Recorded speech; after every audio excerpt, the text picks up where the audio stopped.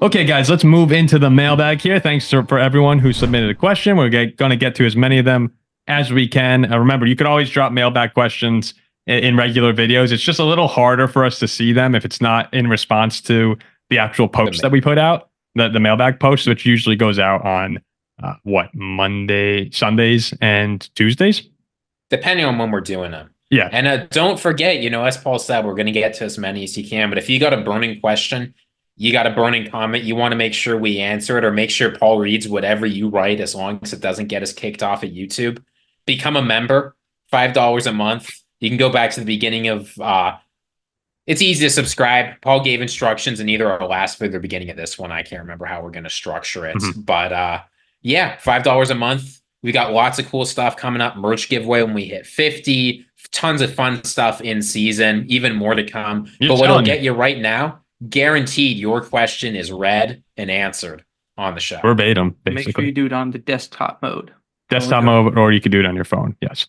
Okay, so Mercury Road 55, a member says, I'm concerned about Ziggy. A recent study revealed that overanalysis of teams that can't win a Super Bowl can lead to detrimental physical changes to the body.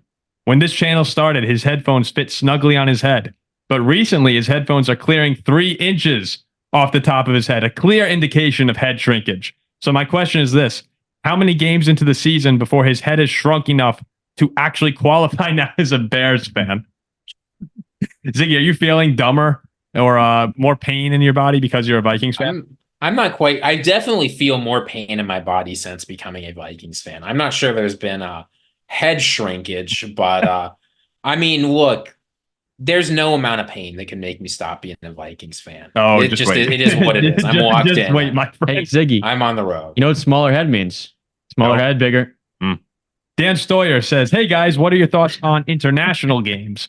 I always found international games to be fun. Like, I don't watch some of them when they're 9:30, 9 a.m. kickoffs. So if it's a big game last year, Zach and I did Dolphins Chiefs. That was super fun. But I don't know. They don't really do it for me, but they're okay. They're there. I mean, they're not for us, right? Yeah, they're for like getting fans in other countries interested in the game. And I like that the NFL is expanding. Getting talent. Like, I think of what's happened in the NBA right now, right? Where you've got talent from so many other countries because the NBA has done a really good job marketing, branding, getting their game played there. Now, obviously, there are different kinds of barriers to football. But insofar as you're getting people, I mean, some of the best players in the NFL now are from places like Australia. Yeah, go for it.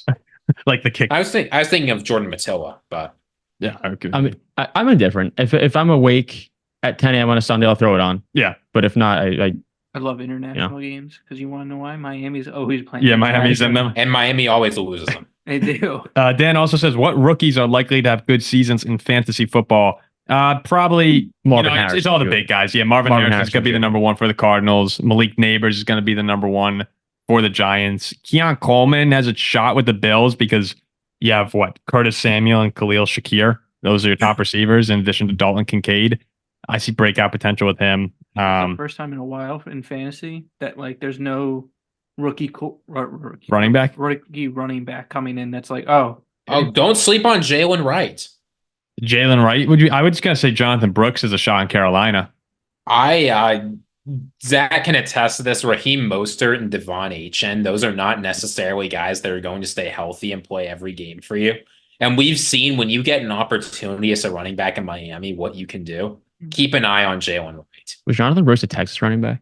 Yeah. He's with Carolina right now, and they have Miles Sanders, they have Rashad Penny, Chuba Hubbard, but none of those guys. I mean, I'm going to go chalk and say that MHJ just gets force fed on the Cardinals. Oh, he's going to be amazing. I think he'll be great. He'll be great. Ladd McConkey too could be fun on the charge. I'm not expecting big things, but that's another receiving core where you're waiting for someone. Quentin Johnston, McConkey's there, Joshua Palmer. Someone's gotta step up. That lives in my head. McConkey lives in my head. The C's 05. He says, this is a nice comment. He says, hi, Paul, Ziggy, and Jack. I'm a and we'll add Zach in there. And we'll add Zach in there. No. You don't have to add me in there. Zach's snoozing most of the time we're recording. That's why he doesn't know. He's actually asleep right now. I'm a Brazilian fan who recently discovered your show. As was recently announced, the NFL is about to do its first game in my country, and I have a curiosity for you. Here it's being discussed a lot of Packers and Eagles will be able to wear their traditional green uniforms because the biggest rival of the football team, the soccer team, who owns the stadium, uses green. and the rivalry between them makes this color practically prohibited in the stadium. We'll keep going with the comment in a second. I actually don't think they're going to wear green. I think it's going to be white and black.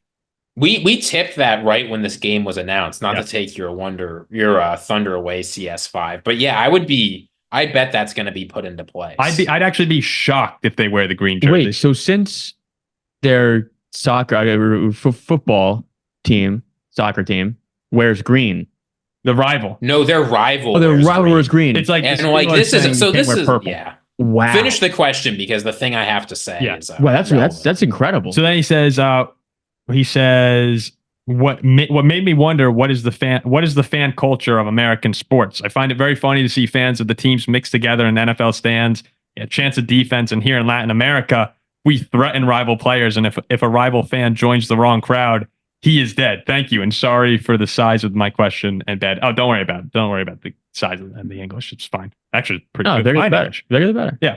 Go ahead, Ziggy. You said you wanted to answer. Yeah, I was just gonna say, like, those kinds of rivals just don't exist in American sports. Like, however bad, people talk about like, oh, the Bengals and the Browns and like the AFC North rivalries. This is nothing compared to what rivalries are like in other sports. And in some ways that's good, in some ways that's bad. I think it's good. Like, I know somebody who went to an Ohio State game as a Michigan fan, like had their tires slashed and their window broken. That's, I think, the closest rivalry you get in the US that's like that. And that's just too much. I think I think it's good that people aren't like beating the shit out, like killing people because of there's not genuine. I mean, there's some hostility, but like we can run a podcast and like, Packers fans make fun of us, but we can have them here and it's all right. I do wish that people got into it a little bit more. I always appreciate the ingenuity of chants that other countries the crowds are great. I mean, it is fun to see those rivalries. That's rooted. That's hate. That's deep hatred. Who's the rival? Do we know? I don't know the team. I don't know the team. We'll have to Google it. But okay, from another member, Butt Pounder 420. That's my guy. Our boy. Let's go. We'll see if it's your guy after this question. Butt Pounder's my dude. Well, hold on. He says, Jack, based on your head coach and Colorado takes from last week, I've been dying to know your answer to the following question. What's your favorite flavor of paint and how many gallons of it do you consume a day? Of paint? Of paint. How many gallons of paint do I consume a day? Yeah. 2. Favorite flavor is probably the red one. The red one, cherry. Do they have different flavors? Yeah, I think the red's either cherry or strawberry, but I can't really tell the difference. The yellow's also good too. The yellow's lemon. That's fantastic. But I'd say usually about 2 a day. You mix them, lemon strawberry? Sometimes. Oh, a little strawberry lemonade. It looks a bit like Trix. Like, remember Trix yogurt? Oh, Trix is so good. Oh, I might do go get some of that. When I do eat the paint, Butt Pounder, I add a lot of sugar to it though. That's awesome. You can't have pure paint without sugar. So you put a little sugar in it, put a little syrup, and you stir. Frank Sheeran says, more of a personal question, but what made you two Vikings fans to Paul and Ziggy? I'm very curious. Paul likes purple, Ziggy tagged on. All right, hold on a second. We'll keep this one quick. This is quick. Paul likes purple, Ziggy tagged along. My dad was a Viking fan who liked purple, and the Purple People Eaters didn't want to root for the same team as all of his friends growing up in New Jersey, Giants, Jets. So he picked the Vikings. I'd say a little bit of bandwagon in there. Definitely a little bit of bandwagon. But as they lost every year, became more of a fan and passed that unfortunate curse on to me and my siblings. How come you didn't ask us why me and Jack are Steelers and Dolphins fans? I know, right? I know. Crazy. It's just not as interesting. If somebody asked me on the next mailbag, I'm not going to answer. And Ziggy, I'll let you speak for yourself. Yeah, I mean, when I joined undergrad, I didn't watch any sports except cycling. But Paul sort of got me into football. And, I tried representing my local hometown, the Rams. I was from Thousand Oaks. So like that immediate aftermath Rams thing, I'll always remember that Rams Chiefs game after the big fire and shooting in my hometown. But look, I'm a Vikings fan at heart. I'm built to suffer. I identify with the North. Like, this is just my team. The misery of Vikings fans just cries out to me like, I belong with you. So this is where I'll be. It's where I am. It's where I'll be. Brian W. asks, Ziggy, are you still loving Kwesi after the Vikings gave up a 2024 second, 2024 fifth, 2024 sixth, 2025 second, 2025 third, 2025 fourth to get Dallas Turner? I've said a few things about this. I'll keep it quick. I don't mind the player.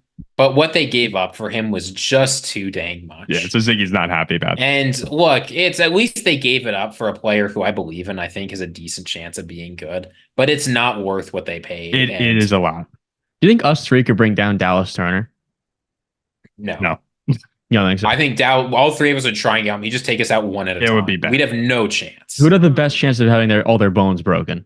You. Me. Dead. Yeah, I mean, all three of us. I think equal. It Zach equal. goes you easy. No, I mean, It's an equal. it's equal. It's equal. MCX Weddits says, how many rushing yards will Josh Jacobs have next year? If you go and look through it, I'd say probably about, my guess would be 1,100. That's where Aaron Jones has had a lot of his career when used in the Packers offense. Josh Jacobs, too, most of his better years outside of the 2022 1,600 yard season have been around 1,100. I think he's going to be really useful in this Packers offense. I'd say 1,000 to 1,100 yards for Josh. I don't think they're going to run him into the ground. Ryu Hitsuya 21 says, how impactful do you see the new special teams rules being, and which teams do you think could make the most use of it? We'll keep it to you again. This one. Do you like the new kickoff rule? I think it's going to make kickoffs really interesting because now here's what's different.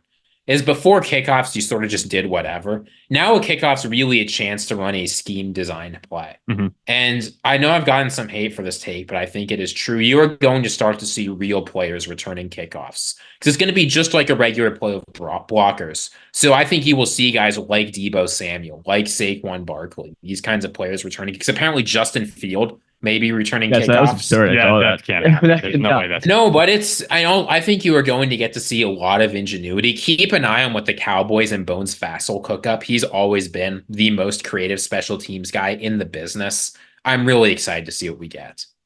We move on to James Library, who is a member. Thank you, James. Oh, we didn't answer who's going to be the most deadliest special team. Oh, the most deadliest? Keep an eye on the Bones Fassel. Yeah. The Cowboys. I'll tell Ziggy on that pick. Yeah, I don't think right now there's any returner in the league. We got the fastest team in the league, and no one's saying the Dolphins. The only reason No, because your guys get blown up. What? Who's returning? Do you still have Damian Miller? Waddle. We have. I mean, those guys. Look, I don't think Jalen Waddle We back have to return. Mostert. You have Devon Achane. Mostert could be if they put Mostert back You have there. Achane in the back. I'm not throwing Achane back there. Achane just missed half the season. No, but the way that these plays run, they're just regular plays. No, I am not. I know that you I know that you're talking about this, Ziggy, is like throw whoever back there. I am not putting Achane back to return kicks. I mean, Mostert could be there's still. I still think that there's still a definite injury risk for this one. There's an injury risk on every play. Yeah, because a running back running up the middle between 70 guys is an injury risk enough. I don't want my stars returning kicks unless it's a huge situation. Then you should never give them the ball. If you're worried about them getting, why give them a ball in games? They might get hurt, Paul. I mean, a kickoff, you're still sprinting at each. Like I know it's from the 40 now. You're sprinting from the 40 instead of the opposing 35, but it's still a sprint into each other. Like it is still going to have that effect. They're hard collisions. They're dangerous. I like kickoffs. I'd be very disappointed if they got rid of kickoffs, but it's a more injury-prone play, I still believe, even with the changes. Your kick returner should be like an athletic, fast, like third-string receiver. Yeah, a really good playmaker. Yeah. We'll get into that, I'm sure. I think ours for a bit was like Sammy Coates. James Library says, thanks for the awesome shows, as always. I have to agree with Paul that McCarthy is definitely a top 5 awful Packer, even to Packers fans.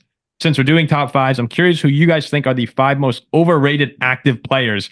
Keep up the amazing work. Does anyone jump out to you guys immediately? I don't have anyone in my mind that immediately jumps to the forefront, but do you guys have one? Overrated? Yeah, Prescott. Who's an overrated NFL player? Is Deshaun Watson super overrated now at this point? Is Odell overrated? Well, no, I feel like people are down on Watson now. I can't say that because he's a Dolphin now. Who? Odell. I'll tell you a player who I think is overrated in all seriousness. People are talking about Austin Eckler like he's still that guy. Austin Eckler is so washed up. Barkley? I think Barkley, when he's healthy, I think is still going to be good. Christian Wilkins, he's apparently overrated. People are talking about him going to the Raiders like he's one of the best defensive tackles in the league when he's just not. Let's see. I don't know. Need to go through here some guys.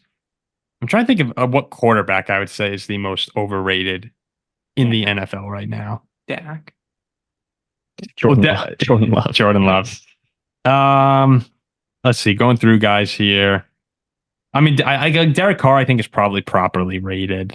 I don't think people are going crazy on him anymore. Who's over? That's a good question. No, an overrated quarterback is Trevor Lawrence, or does he come back down to earth? No, Trevor Lawrence is underrated. Yeah, that's Stroud. I mean, it could be. It's like it could be Tua in some ways, Zach. Like I think Tua is really good, but I don't think he's like people have him as an MVP candidate a lot of the times. And I mean, I understand the Dolphins score so many points, but I need him to see him win a big game.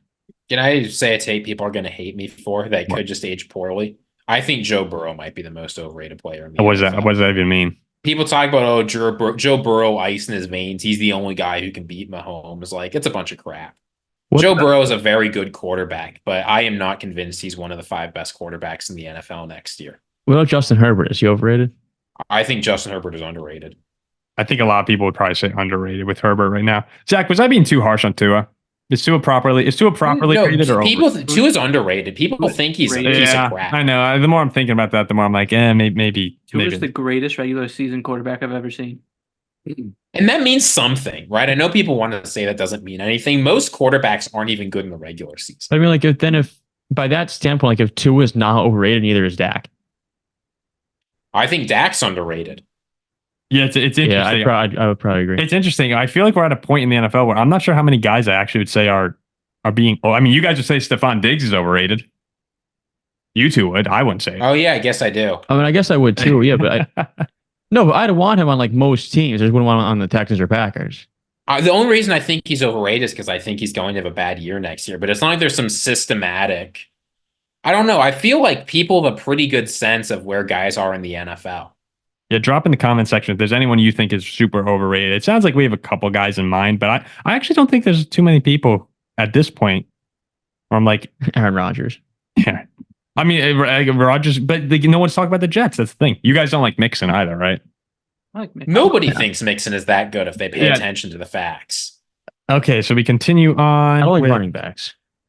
I guess all running backs are overrated. Dirty Rut 69s.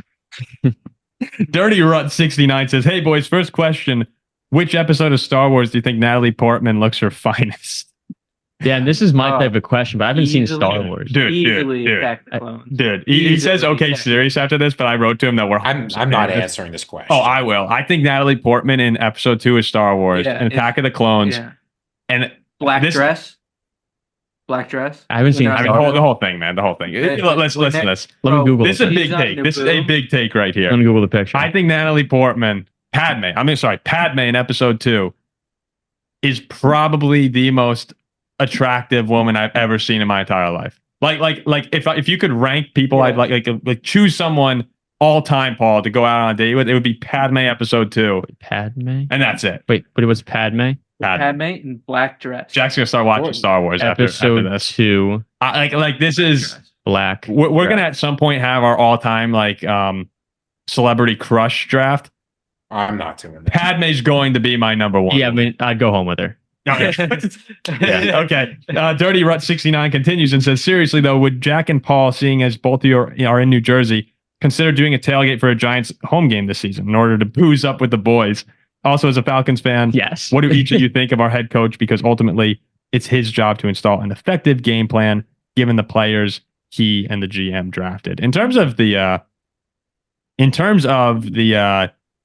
Giants game, I mean, that'd be fun. I was gonna say I'll give you the second part, but you mentioned booze and I'm in, so I'll answer the first part of that question. Say Giants tailgate, I'm in with 30 Rut 69.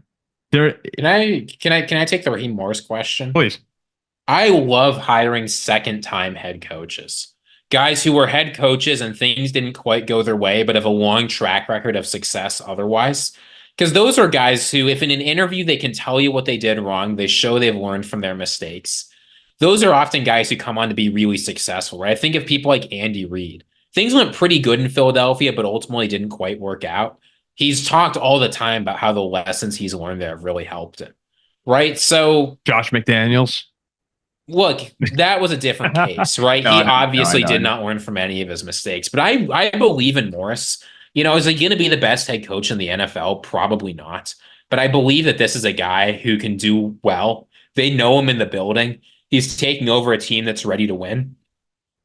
I think there's as good a reason to be optimistic about this as any other head coach hire. I would agree. There's nothing like Josh McDaniels. We knew was going to be a mess. That was just going to. Yeah, I mean that day one, you could point at that in a laugh. Yeah, we did on the show. Stuckman says, "Thank you, Stuckman. You always leave a comment." He's our boy. He says, "How's it going, boys? Stuckman here, and it's time for more mailbag questions. This one is going to be a little more serious and very off topic.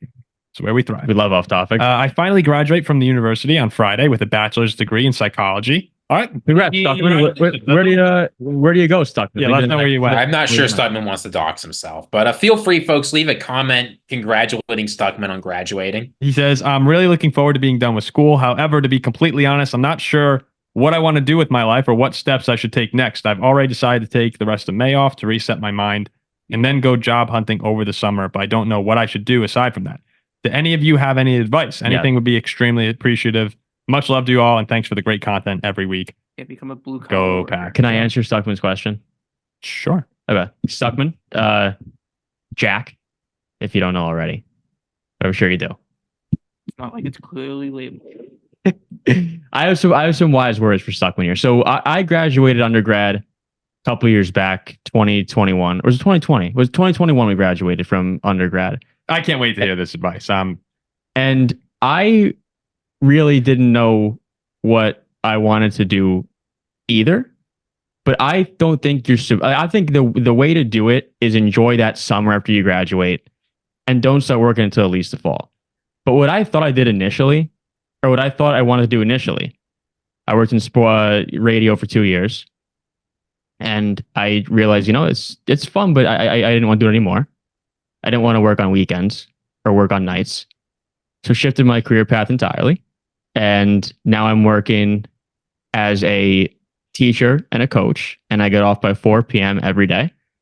So my advice to you and to a lot of people is do something where you can enjoy off days, enjoy your life, have fun, have weekends, have nights, and not something that you're bombarded on stupid hours. Ziggy, anything? Like I studied 4 years undergrad for sports communications. Did it for 2 years. Quit. Was unemployed for a bit. Shift pass entirely. Went back to school. Like, I think it's totally normal to have no clue what you want to do when you're 21 years old. Yeah. As a matter of fact, I think it's absurd if you do. I generally don't like things like this, but I think there's a good book out there. It's by this guy, Cal Newport. It's called So Good They Can't Ignore You. And it's about sort of his idea, and I think this is fair, is rather than looking for things that you're passionate about and then trying to do it, develop skills, become excellent at something, and then the passion will follow. And if you look at the data historically, this is usually how it goes for people. Now, this is not what I did with my life, for better or for worse, but I don't know. A lot of it just depends, at least as I see it. You've got to have some vision of like what kind of life you want to live. Do you want to be excellent at something? Do you not really care about being excellent at something? There's lots of different ways you can go. But look, it's ridiculous you're asking a group of like 25-year-olds what to do with your life who run a sports podcast and like their mom, Paul, you're in your mom's basement, right? So like clearly not everything has gone according to plan for any of us, but do the best you can. Read that book. You'll figure it out. You figure it out at the end of the day, like you do. I'm in the process of figuring it out. Just be competent, right? That's really the secret to life. Be competent. I mean, I got the best advice ever. Become a blue collar worker. Great thing. Yeah, I think we're all giving like different advice. It's like kind of similar, but not. I mean, I get what you guys are saying, but I would, when you're so young if you can do it, if you can afford to do it, I would chase after whatever you think the dream might be. Whatever, like I do think whatever. Definitely work on skills, like Ziggy said, but if you do have a passion for something, I would go after that a little bit. And it's all about networking. You realize that soon. Like I work in sports media. I mean, I have like Jack and I, we had different jobs, but like, yeah, my job is very demanding. Like I'm working all the time and late at night. Yeah. If your passion consists of weekends and nights, it's not going to be a passion much longer. But like if you're going to have to work hard if you want to be great at something. That's one thing that like you do need to realize. Like if you want to do sports media, you're going to have to put in some tough hours. A lot of people want to do that. And it gets old at times, but at other times you're like, oh, this is super fun. You have opportunities. I would go after something you want to do. and then you have time to change. Like Jack didn't like it. Yeah, you can get out. like do what you want to do. See if you like it. If you like it, great. If not, you can. There's plenty of time to change. No panic in changing or switching. I would go after something you like. Yeah, I was a marketing major. Look at me now. Well, you're looking up at 2 a.m. Like, he's not doing that. Well, no. Oh no! Look, as I say, if you've got a chance to be excellent at something, you should give it a go. Yeah, that's right. You only have so many things you can be excellent at, and there is nothing quite like achieving excellence. Like that's not to say it's uniquely good, but it is its own kind of good. Don't be afraid to take the risk. Look, I can talk to you all day about virtue. Go read some Augustine. Go read some Aristotle. You'll figure it out. Wise words from the PFS. A few more here. XX McLovin XX says, I saw you create a list of most hated Packers. Now do your most loved Packers. Ziggy, this is really funny. Ziggy wrote back, McLovin, man, why you do us like this? And Ms. Mike 6 says, Ms. Ike 6 says, let's see. I'm guessing Brett Favre, not Darren Sharper. Aaron Jones, Darius Smith, and Ryan Longwell. Yes. All the just putting it out there. We don't have to answer this question. He ain't a sub. He ain't a member. I mean, but if you talk about don't forget Greg Jennings. Did you mention Greg Jennings? Loved Packers is kind of tough. I'm not sure how many Packers I actually love. I mean, what about Brett Favre though? Like, no, you put Jordan. You got your 8 to 9 NFC chip. Yeah, the Brett Love was probably in my top 5 most loved because that was my favorite season ever. Yeah, it was unfortunate that he sends people pics of his dick and dudes like Brett Favre the person. It seems questionable, but Brett Favre is a Viking. Yeah, he's probably got a nice. Ryan, I loved Ryan Longwell, phenomenal player. Ryan Longwell was awesome. Are there other Packers that I mean, Jordan Love would also make my top 5 most loved Packers given his contributions to the channel. I did not take White Lightning. I actually, really strange. I always liked Donald Driver. I don't know why, because he was a really good Packer receiver. Like for some reason, I just liked him. So I would say Donald Driver was in there, and I can't think of a fifth. I don't want to. Eric Wallace says prediction on top 5 passing touchdown QBs this season. Jackie says you can count Russell Wilson and Justin Fields as one. Does that make you feel better? Okay. So that's definitely one. Top 5 this year, I would go. I mean, Dak has been up there a lot lately. When he's healthy, Dak has been there, so I'd probably put Dak in there. I put Josh Allen in there. Mahomes last year was pretty low. Is Jordan Love going to be in the top 5? Could be. I'd put Mahomes. I'd put Jordan Love, and then Tua. I don't think that's a bad number, but I'm not going to put Tua in there. I'm going to go Allen Burrow. Herbert. It's just I'm not sure about that often. Goff has been right there too. Allen Burrow, Dak, Stroud. Kirk could be in there. Stroud could be sneaky. Kirk could be in there. Yeah, I'm going to go Dak. I'm going to go Allen. I'm going to go Mahomes. I'm going to go Jordan Love. And then I'll put as the last one. Let's go Goff. Let's go Burrow. Burrow. That's good. That's a good list, yeah. Give me Mahomes, Stroud, Dak, Goff, Tua. Yeah, not bad. I feel like it's so hard to guess the top 5. It's hard. I'm looking at it right here. It went Brady, Stafford, Herbert, Mahomes, Dak. Mahomes, Allen, Burrow, Geno Smith, Kirk. And last year was Dak, Jordan Love, Brock Purdy, Jared Goff, Josh Allen. I mean, Purdy's... Yeah, because you got Purdy, you got Herbert, you got Rodgers. Yeah, there's just so many people. Kyler Murray could be in that top 5. Okay, we only have a few more questions here. From Max Valentino, another member. Thank you, Max. Thank you. Question for Jack. How many wins would the Steelers have this year if you were the head coach instead of Mike Tomlin? The same they're going to have this year with Mike Tomlin. So if they finish like 9-8 or 10-7, I would do the same thing. From X Pomsky X, he says, hopefully I made it. What are your thoughts on everyone making fun of the Cowboys bringing back Zeke? But shouldn't we also then make fun of the Patriots for getting rid of their number 1 catcher? It's funny. The funny thing about it is because everyone knew the Cowboys needed a running back, didn't address it, and then brought back, a pretty unproductive running back to fill the need. And the fact that, Zeke is just kind of a funny player too.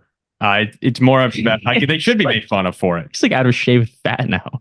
Well, Zeke's actually not that old, believe it or not. But I just think, he's just okay. I think Pollard's better than Zeke.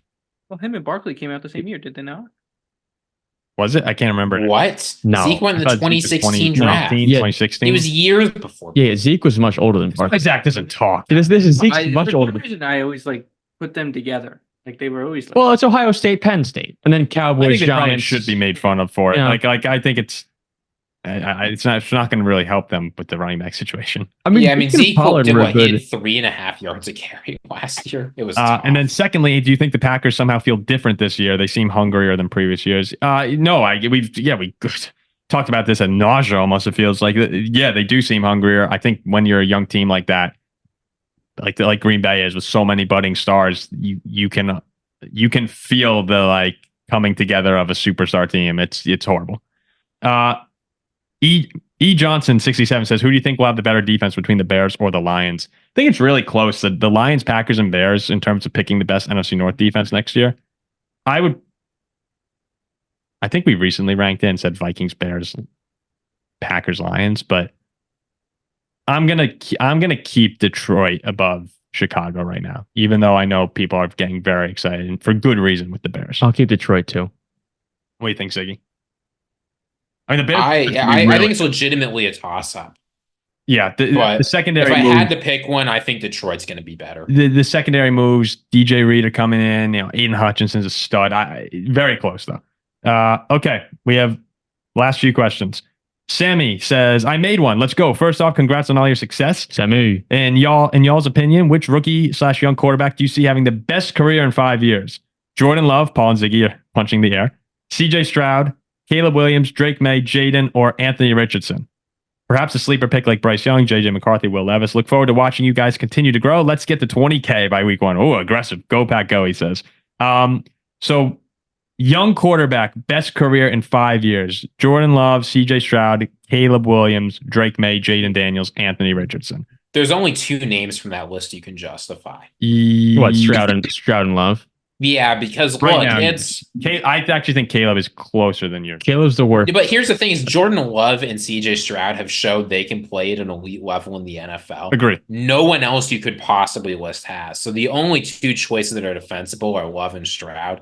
Jordan Love is for a blue sky franchise, and he's in the NFC rather than the AFC. So I think it's going to be him. But it could just as easily go the either way. Yeah, I think CJ Stroud's a little bit better than Jordan Love right now. But in terms of career success, I think the Packers are probably lined up to be better than Houston over the next 5 years. Just again, given the conferences, given the NFC North is going to be good though. I would probably go Stroud very close. I think I'd go Stroud too. But if we're not going to say, like, if I had to pick outside of Stroud or Love, I'd probably go Jaden Daniels. I think he could be like a Lamar. Jan Kelsey says, how good do you think JJ McCarthy will be in contrast to Caleb Williams? Also, why is Love so much better than Goff and all the other NFC quarterbacks? I think that Caleb Williams has potential to come in and be a star next season. By mid-season, with all the weapons that they have, he can do things that the other rookie quarterbacks outside of maybe Drake May occasionally can't do. JJ is going to be more of a game manager. He's probably going to be, Kevin O'Connell is going to be drawing up schemes that'll get people open. And if he can make the throws, the Vikings offense should be very efficient. I think Caleb Williams, though, has that top 5 upside. Not next year, but over the next couple of years. I think McCarthy's better. I know you do. He doesn't paint his fingernails. He's a national champion. I'd take him. As for Love, it's just everything works out for you guys. 3 more. At Sounds Epic Music, a member, thank you very much, says, Hegel, yay or nay, Ziggy, and why? Nay, stay away from any post-Kant German philosophy until you get to like Vienna Circle stuff. It's a mess. Midwest Mountain Man, another member, thank you very much, says, what's a somewhat feasible rule change that would severely hurt your enjoyment of the NFL? For me, it's banning tackles on the quarterback and giving them football flags. I don't want to see them get rid of the kickoff. Oh my gosh! If they did that, if they that's just. I would not watch. No way. But they would never do that. Yeah, it would be kickoff for me. I don't want to see that happen. You know what? Is it like this is a rule that was proposed that I think would actually be really bad. It wouldn't ruin my enjoyment, but it would reduce it a lot. The Colts proposed this year. Within 2 minutes, let a coach throw a challenge flag for any foul. That would just jam up the game so much. Anything. I know people want coaches to be able to challenge more things, but we saw as a pass interference, it just slows things down so much. Mm-hmm. I don't think we need more challenges and replay reviews, but I feel like things are trending that way. I'd go kickoff also. Yeah, I think that would be terrible if kickoffs weren't there. All right, our last question of the day. Zach is like, thank God we've been recording for like an hour and a half. Dragon Scale says, thank you for letting me know how to pronounce that. Never would have got it. As a Packers fan in Minnesota who does not hate the Vikings, it feels like kicking a puppy. All right. It's probably true. I would like to know how you feel about Kirk Cousins leaving and freeing up so much money that can be used to improve the rest of the team. It's sad because you take away your chances of really being competitive next year. I like Sam Darnold. I like McCarthy, but with Kirk, I think you have a real shot with Kirk Cousins when he's playing well and healthy. It's a very good quarterback.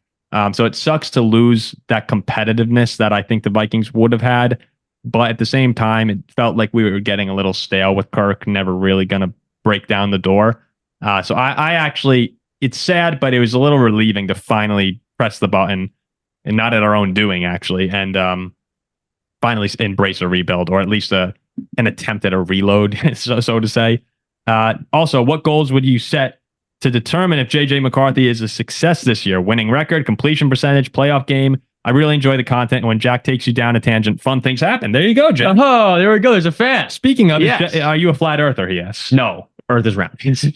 That's huge for the show. Yeah. Ziggy, Earth is round. We'll let you wrap it up here. What would be success for JJ McCarthy? Successful for JJ McCarthy this year? So for me, success for JJ McCarthy does not look like winning any number of games or hitting any number of metrics. It's if he plays improving and looking like a decent quarterback. Look, I don't care how many games the Vikings win next year. If we win 3 games and JJ McCarthy looks like that guy, I do not care one bit. So for me, it's all about seeing improvement. And look, so I think a reasonable success case would be something like Trevor Lawrence year 2.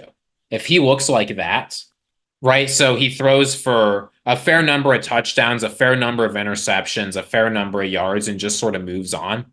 That'd be fine for me.